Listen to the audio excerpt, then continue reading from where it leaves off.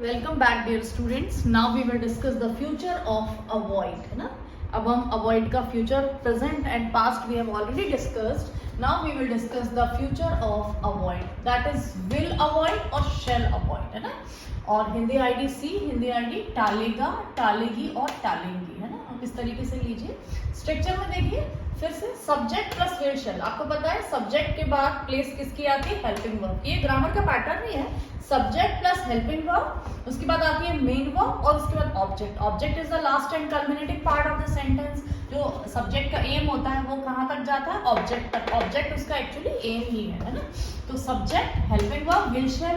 Present में भी helping verb subject के बाद ही आती है, लेकिन हम उसमें क्या करते हैं? एस और एस वो जो डू डज है उसको हम मेन जो आपका वर्ड था अवॉइड उसके साथ मर्ज करके दिखा देते हैं. नेगेटिव में हम फिर सेपरेट कर देते हैं. इसी तरह जब हम पास्ट में करते हैं तो सब्जेक्ट के बाद प्लेस हेल्पिंग वर्ब की है, लेकिन अवॉइडेड के साथ ही हम डिड को लगाकर ईडी और सेट कर देते हैं ना, अवॉइडेड. तो सब्जेक्ट हमेशा सेंटेंस में, देखिए हेल्पिंग वर्ब्स पढ़ने का ये फायदा है. हेल्पिंग वर्ब जब आप ठीक से पढ़ते हैं ना तो आप सेंटेंस का टेंस बहुत अच्छे से बताते हैं ना.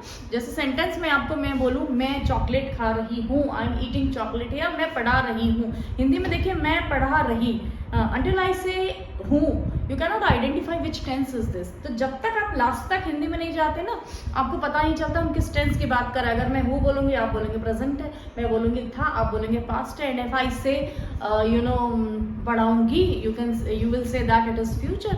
तो हमें सेंटेंस के लास्ट तक जाना पड़ता है. लेकिन इंग्लिश में बहुत अच्छा बेनिफिट है, आप जैसे ही सब्जेक्ट बोलेंगे उसके तुरंत बाद जो प्लेस है that is the place of helping verb. तो यू कैन इजिली आइडेंटिफाई. जैसे मैं बोलूँ I am teaching you, I am, मैंने एम बोला, आप आइडेंटिफाई कर जाएंगे मैडम प्रेजेंट का सेंटेंस. आई वॉज टीचिंग, आप आइडेंटिफाई कर जाएंगे ये. तो हिंदी में पूरा लास्ट तक हमको जाना पड़ता है. Then we come to know that this is a sentence of present, past और फ्यूचर वॉट एवर.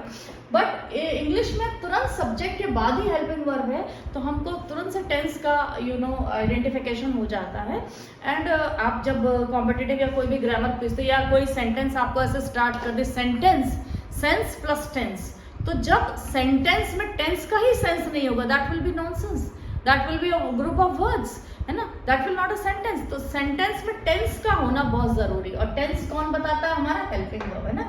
इसलिए हेल्पिंग वर्ब को बहुत अच्छे से करिए. इसी से हम सेंटेंस को प्रेजेंट, पास्ट और फ्यूचर में ढंग से डिवाइड कर पाते हैं, आइडेंटिफाई कर पाते हैं. तो सब्जेक्ट के बाद सेकंड प्लेस मैंने किसको दिए? विल प्लेस को. मैंने क्या, ये तो सेंटेंस का ग्रामर का पैटर्न ही है. उसके बाद हम अवॉइड लेंगे, वीआईएनजी लेंगे, ऑब्जेक्ट लेंगे, है ना. तो subject will avoid, shall avoid plus V I N G. आपको पता है we are studying V I N G lesson. Some of the lesson will be taught to you. इसमें से मैं कुछ चैप्टर आपको इसमें पढ़ाऊंगी. वीआईएनजी चैप्टर्स में मैंने आपको ऑलरेडी पहले ही बताया था कि I have divided my all the spoken chapters on the basis of the verbs. So some chapters I'll teach you from the VING chapters, some lessons I'll teach you from the V3, V1, है ना. ऐसे आपको मैं पढ़ाऊंगी. इसका what is the benefit of learning English in this way is that कि जब भी आप start, avoid, like, feel like, keep on, can't help का यूज करेंगे आपको याद आ जाएगा ma'am told that we should use V I N G after that. तो आपको पता है वर्ब की आईएनजी को हम इसके बाद यूज करेंगे. मैं आपको V3 पढ़ाऊंगी लेसन्स, तो आप इजीली आइडेंटिफाई कर जाएंगे कि हमको अब इन चीज़ों के बाद V3 का यूज करना है ना. तो बहुत ईजी हो जाता है. इसीलिए हम इसको इस तरह से मैंने इनको डिवाइड करके आपको पढ़ा रही हूँ, है ना. तो subject plus will shall plus avoid V I N G object, ये आपका फ्यूचर का पॉजिटिव सेंटेंस बन गया. नेगेटिव देखिए सब्जेक्ट प्लस विल नॉट. अच्छा डू वन थिंग, आप विल नॉट, स्पीकिंग में विल नॉट को वॉन्ट बोलिए, है ना. WONT वॉन्ट, है ना. तो विल नॉट को आप वॉन्ट बोलिए. स्पीकिंग में हम थोड़े छोटे फॉर्म्स का यूज करते हैं ना, डू नॉट, डज नॉट की जगह डोंट, डजंट, हैवंट, वॉन्ट.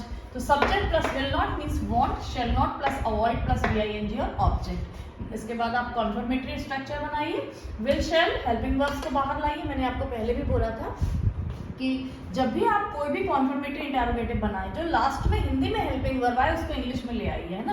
कि आप टीवी देखना टालेंगे, गे आ रहा है ना, तो आगे विल लेके आइए. Will you avoid watching TV, है ना. तो इस तरीके से आप बना सकते हैं. तो विल शैल को इस प्लेस पे ले आए, सब्जेक्ट को इस प्लेस पे ले आए, दोनों की प्लेस चेंज कर दीजिए, इंटरचेंज कर दीजिए. और फिर अवॉइड वीआईएनजी ऑब्जेक्ट, है ना. Will shall plus subject plus not, avoid V I N G और ऑब्जेक्ट. एक सेंटेंस जो मैंने आपको प्रेजेंट में भी डिस्कस किया था, पास्ट में भी, लेट्स सी उसको फ्यूचर में भी डिस्कस करके देखते हैं ना. सरकार इस मुद्दे को यूएनओ में उठाना टालेगी, या सरकार इस मुद्दे को उठाना टालेगी। मैं और भी इजी वे में, ज़्यादा वर्ड्स उसमें यूज़ नहीं कर रही हूँ, ताकि आपको इनिशियली क्या होता है थोड़ा सा इजी पैटर्न पर पढ़ें, फिर बाद में आप उस पर अपने एक्सपेरिमेंट करिए, ज़्यादा लैंग्वेज के ऊपर और ध्यान दीजिए, तो बहुत अच्छे से आप उसको सीख पाएंगे, है ना। तो सरकार इस मुद्दे को उठाना टालेगी। The government will avoid raising this issue. The government will not को आप बोलिए want. The government won't avoid raising this issue. Will government avoid, देखिए will the government avoid raising this issue. Will the government not avoid raising this issue. बहुत सारे बच्चे होते हैं उनको लगता है कि यार ये स्ट्रक्चर क्या पढ़ना बड़ा बोरिंग लगता है, लेकिन थोड़ा सा ध्यान देंगे अगर आप स्ट्रक्चर पे, तो डेफिनेटली आपका लैंग्वेज बहुत अच्छा होगा। और दूसरा, कोई मिस्टेक नहीं होगी, there will be less chances of making mistakes. कोई मिस्टेक आप नहीं करेंगे, क्योंकि थोड़ा बहुत अगर गड़बड़ होता है तो आप अगर स्ट्रक्चर के अकॉर्डिंग थोड़ा सा फॉलो करके चलते हैं तो ठीक होगा, है ना। तो the government will avoid raising this issue, the government want avoid raising this issue, will the government avoid raising this issue, will the government not avoid raising this issue. और एक सेंटेंस मैं आपको बताती हूँ, जैसे कि मैं टीवी देखना टालूंगी, मैं टीवी देखना टालूंगी, I avoid watching TV, I will not avoid watching TV, will I avoid watching TV, will I not avoid watching TV. मैं राम पेड़ों में पानी देना टालेगा, है ना। आज जैसे बारिश हो रही है, इट्स अ रेनी डे, और वो आज पानी देना पेड़ों में टालेगा, तो आप कह सकते हैं Ram will avoid watering the plants, Ram won't avoid watering the plants, will Ram avoid watering the plants, will Ram not avoid watering the plants, है ना। तो इस तरह से आप प्रेजेंट, पास्ट और फ्यूचर में अवॉइड को यूज करिए, अपनी लैंग्वेज में लेकर आइए। इसके बाद मैं आपको कुछ सेंटेंसेस होमवर्क में दे रही हूँ, जिसको आप ट्राई करिए, कोशिश करिए। अगर आप वो कर पाते हैं तो बहुत अच्छी बात है, और अगर if you have any of the query, ask me in comment box, I will definitely help you. Thank you. तो आइए कुछ होमवर्क सेंटेंसेस ले लेते हैं, that will help you to learn this chapters, और आप उसको ट्रांसलेशन करिए।